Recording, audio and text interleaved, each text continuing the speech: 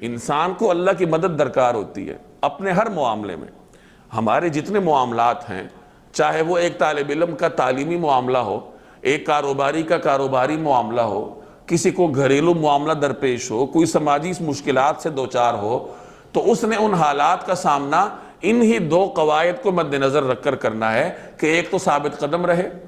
محنت کرے. طالب علم ہے، امتحان اس کو درپیش ہے اور اس کو بات سمجھ نہیں آ رہی تو وہ محنت کرے. جو بھی ذرائع اختیار کر سکتا ہے اپنی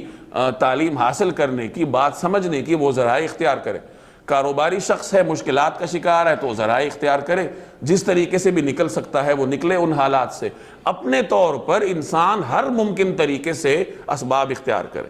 اور پھر سبب اختیار کرنے کے بعد سبب پر بھروسہ نہ کرے بلکہ اللہ سے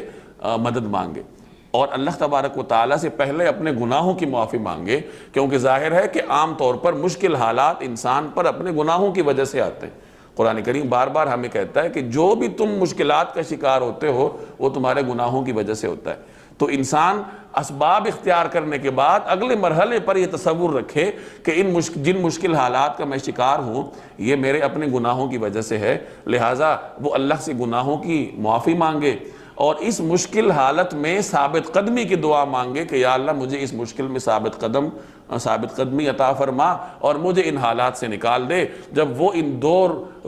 وہ اس دو نکاتی فارمولے پہ عمل کرے گا تو اللہ تبارک و تعالیٰ کی نصرت اس کی طرف متوجہ ہوگی. یہی اللہ تعالیٰ